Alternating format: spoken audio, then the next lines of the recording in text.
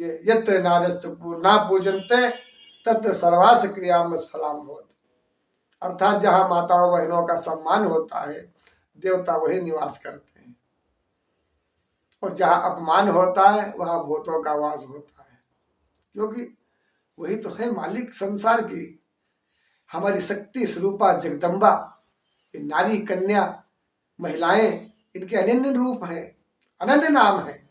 देखो ये कितना जो है हमारी इस प्रकृति के अंदर, ये प्रकृति का रूप बन करके हमारे सबके बीच में वही शक्ति का प्रतिबिंब है, जिसके पीछे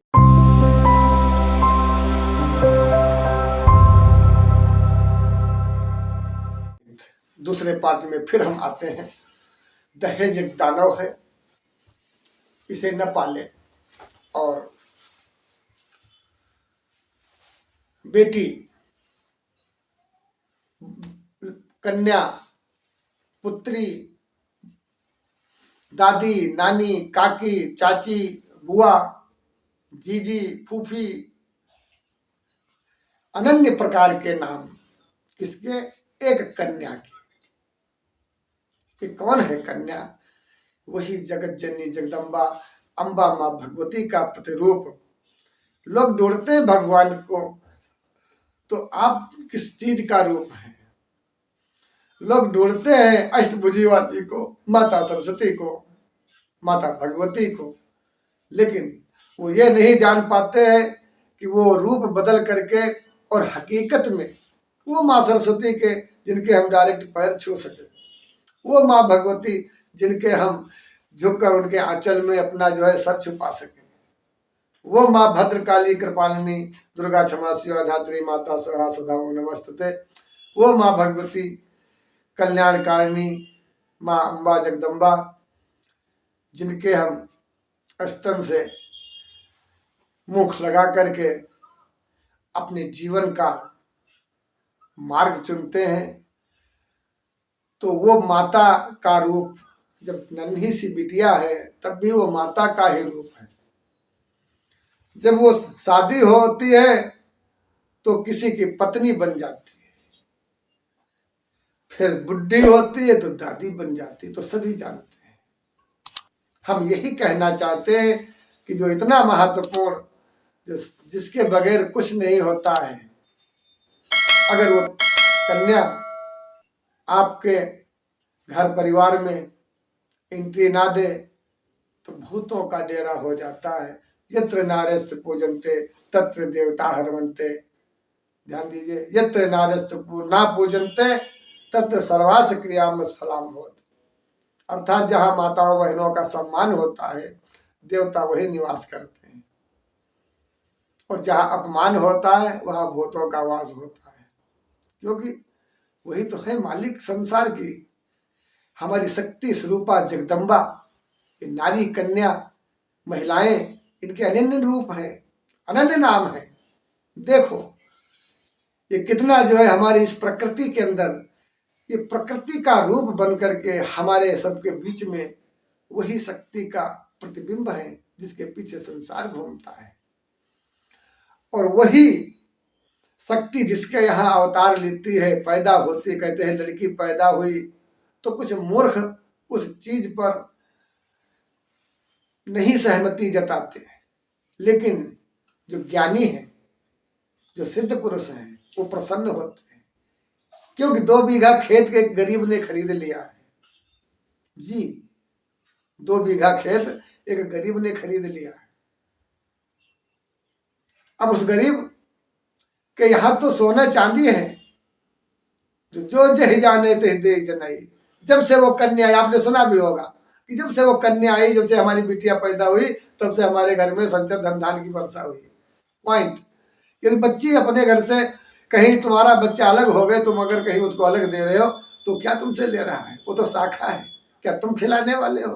क्या सांस तुम दे रहे हो? यदि बीमार हो जाए क्या तुम ठीक कर सकते हो? यदि कोई प्रॉब्लम हो जाए तो क्या तुम ठीक कर सकते हो? या भूख नहीं लगती तो क्या तुम भूख पैदा कर सकते हो? या नींद नहीं लग रही से तो नींद क्या तुम पैदा कर सकते हो? क्या उसका रंग जो है गिरगिट कबरा हो गया, क्या आप ठीक कर सकते हो? कुछ नहीं कर सकते आप। तो फिर आपका सिर्फ तो माध्यम है, बाकी लीला तो प्रभु की है। तो आप क्यों जो है वहां पर जब कोई कन्या उस लड़की को, अनमोल रतन को जो तुम्हारे हवाले करने आता है तो नहीं पैसा चाहिए, आप कैसे बुद्धिमान हो? पॉइंट है, हम आप इतना बुद्धिमान नहीं है, क्षमा चाहते हैं। जो भी हमारे भैया, अंकल जी, हमारे बाबा, हमारे गुरुजन, हमारे संत भक्तगण, जो भी मित्र हमारे हमको देख रहे हैं, बताएं ये कहाँ की बुद्धिमत्ता है?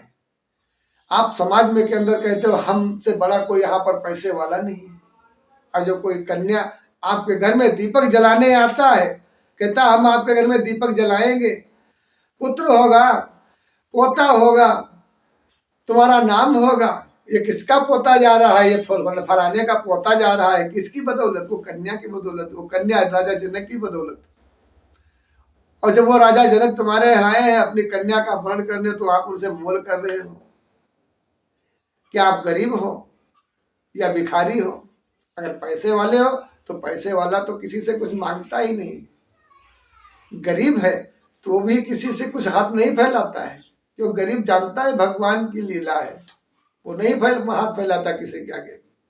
अब बताइए, आप इतने महान होकर के क्या आप अपने बच्चे पर विश्वास नहीं है कि हमारा बच्चा के कमा कर खिलाएगा या नहीं खिलाएगा?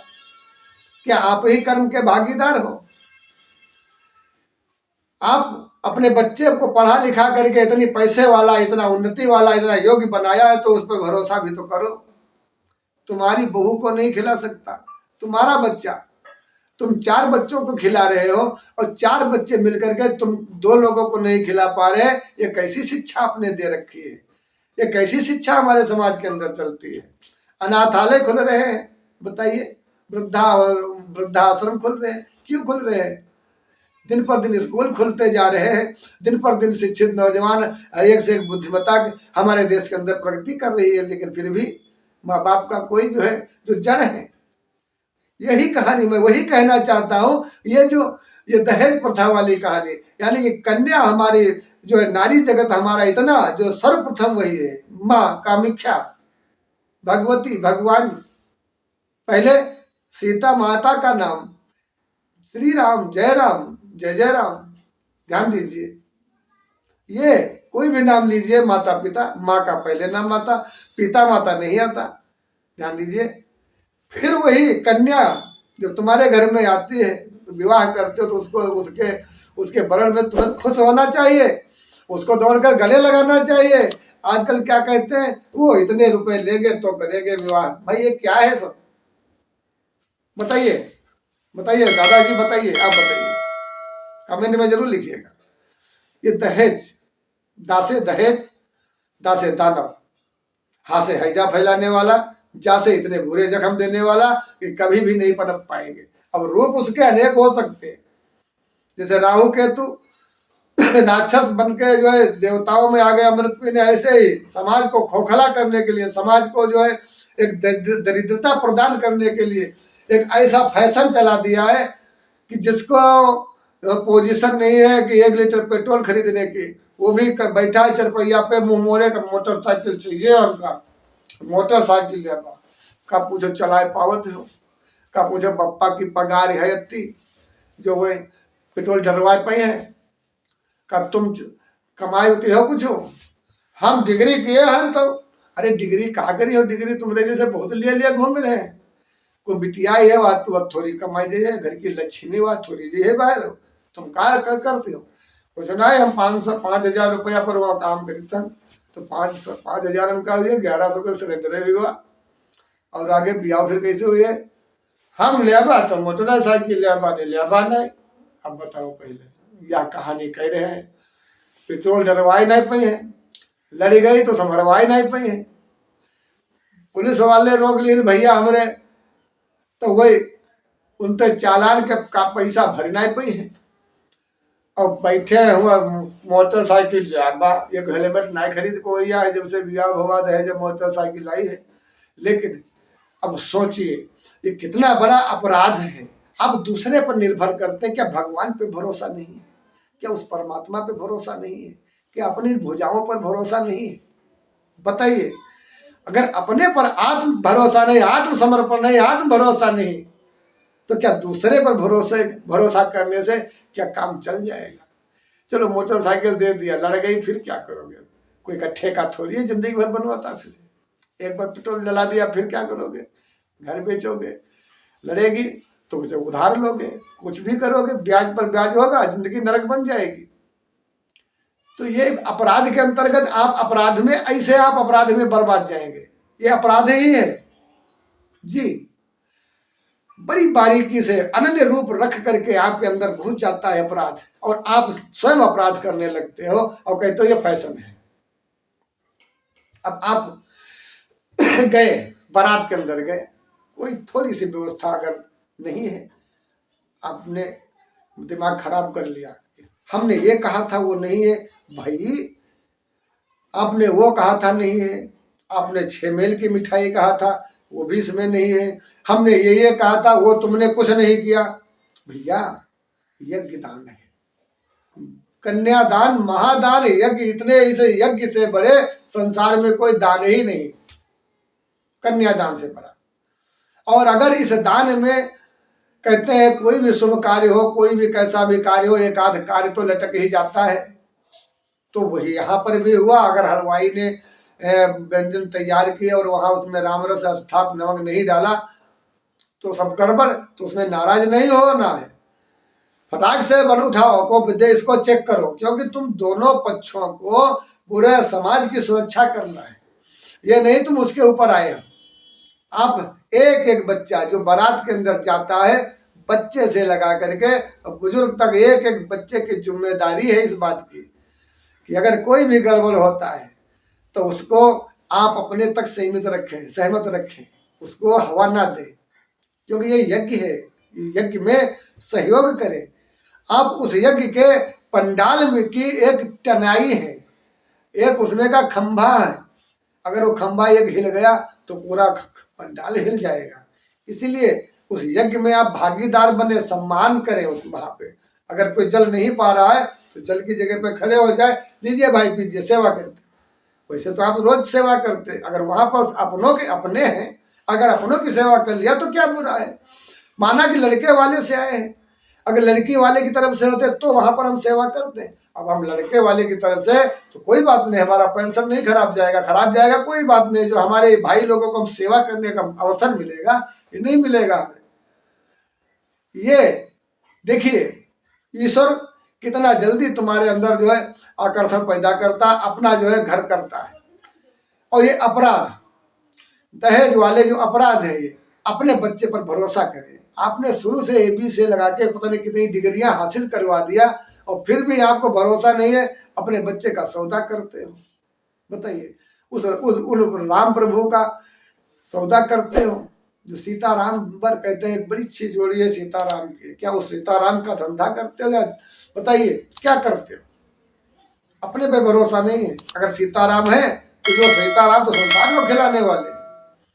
जब वर और वधू वो नए संसार में जुड़ते हैं तो उनका एक नया संसार बन जाता है।